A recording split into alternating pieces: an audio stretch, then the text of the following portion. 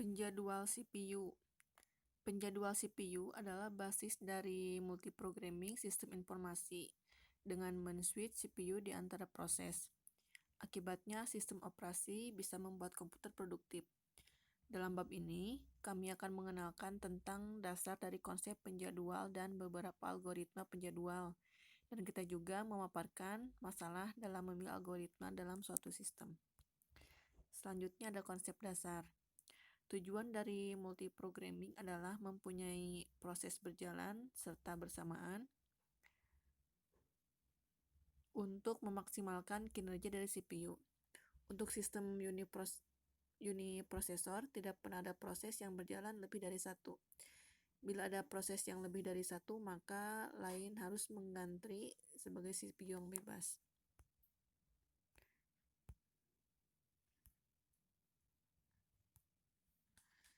Ide dari multiprogramming sangat sederhana. Ketika sebuah proses dieksekusi dan lain menunggu sampai selesai, di sistem komputer yang sederhana CPU akan banyak dalam posisi idle. Semua waktu ini sangat terbuang.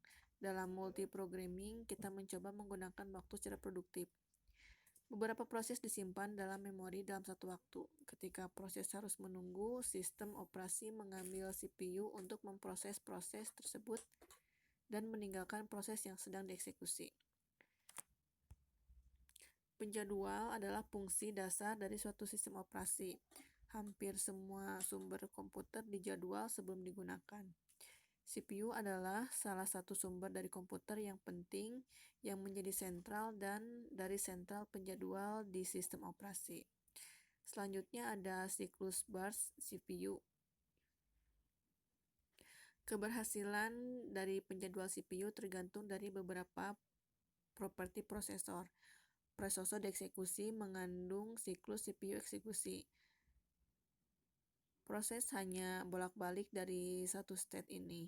Proses eksekusi dimulai dengan CPU burst, serta itu diikuti oleh I/O burst, dan dilakukan secara bergiliran. Durasi dari CPU burst ini telah diukur secara ekstensif, walaupun mereka sangat berbeda dari proses ke proses. Mereka mempunyai frekuensi kurva yang sama, seperti yang diperlihatkan gambar di bawah ini. Nah, di sini ada gambar dari CPU burst, bisa dilihat.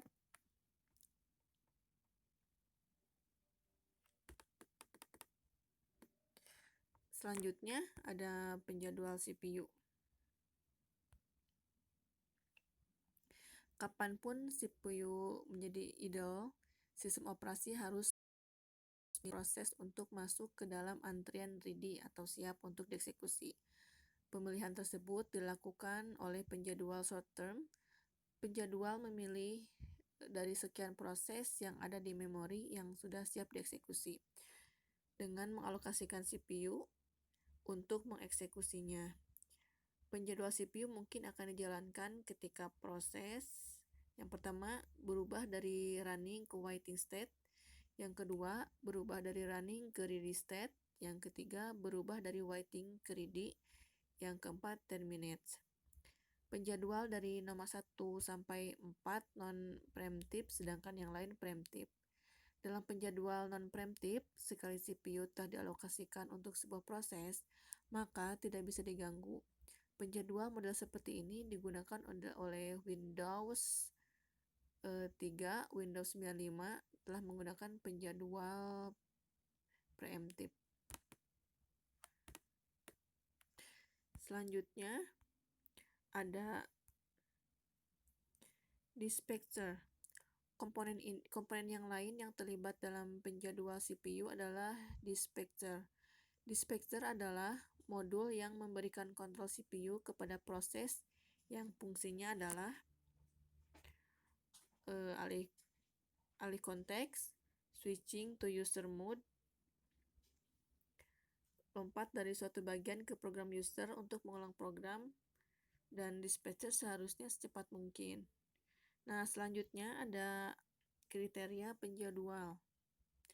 algoritma penjadwal CPU yang telah mempunyai properti yang berbeda dalam memilih algoritma yang digunakan untuk situasi tertentu.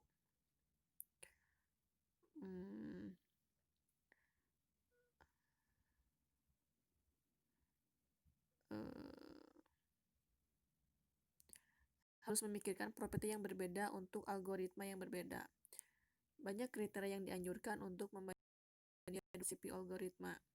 Kriteria yang biasa digunakan dalam memilih adalah yang pertama, CPU utilization. Kita ingin menjaga CPU sesibuk mungkin. CPU utilization akan mempunyai rank dari 0 ke 100%. Nah, ini di sistem yang sebenarnya seharusnya ia mempunyai rank dari 40% sampai 90%. Yang kedua, ada throughput. Jika CPU sibuk mengeksekusi proses, jika begitu kerja telah dilaksanakan. Salah satu ukuran kerja adalah proses yang diselesaikan per unit waktu, disebut throughput. Untuk proses yang lama mungkin 1 proses per jam, untuk proses yang sebentar mungkin 10 proses per detik lah. Yang ketiga ada turnaround time. Dari sudut pandang proses tersebut, kriteria yang penting adalah beberapa lama untuk mengeksekusi proses tersebut. Interval dari waktu yang diizinkan dengan waktu yang dibutuhkan untuk menyelesaikan proses disebut turnaround time. Turnaround time adalah jumlah periode untuk menunggu bisa ke memori, menunggu ke ready quick, eksekusi dari CPU,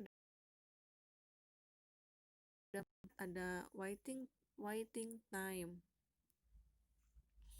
Algoritma penjadwal CPU tidak mempengaruhi waktu